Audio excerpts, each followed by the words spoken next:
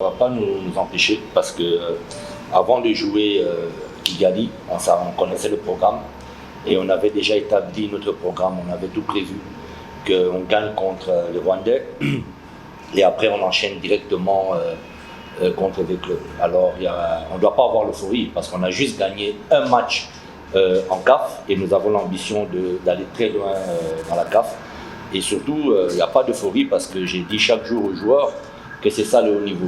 Le haut niveau, être professionnel, ce n'est pas juste un nom. Le professionnalisme, c'est d'enchaîner des matchs de haut niveau à une vitesse élevée. Et c'est ce qui se passe en Europe. À tout haut niveau, c'est ce qui se passe. C'est des matchs de très haute intensité, de très haut niveau. 2 matchs par semaine, donc parfois 3 matchs. Donc voilà, et c'est ça que maintenant on a ce régime-là. Et pour moi et pour les joueurs, je pense que c'est vraiment pas un problème. On n'est pas dans l'euphorie. Au contraire, ça ne fait que commencer et on a l'appétit pour encore faire un exploit ce mercredi. Naturellement, tout ça dans nos points. Tout aussi dans la CAF, tout aussi dans l'INAFOOT. À une place de absolument qui est une Coupe d'Afrique. Dans Maï, on a besoin de gagner un match à lobby. Dans le match à lobby, tu as gagné toujours 3 points. Bien sûr, comme vous avez dit, c'est eux qui ont l'habitude de nous compliquer. Mais je vous jure que demain, c'est nous qui allons les compliquer. Mais toutefois, je pense que actuellement le V-Club est une bête blessée. Ils n'ont pas fait un très bon résultat en CAF.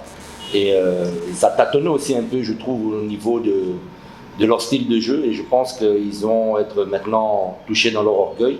Et ça va être un match très chaud quand même. Mais on va pas les négliger, mais on va les compliquer. Vraiment, on va leur donner la vie dure.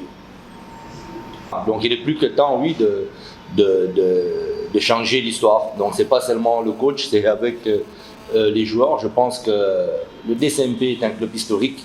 J'ai toujours dit que c'est le club qui a le plus grand palmarès. Et on a un président qui est, comment dirais-je, à fond, qui donne beaucoup pour le club. Et pour l'histoire du club et pour le président, on va essayer de changer l'histoire et on va commencer maintenant à gagner contre le V-Club.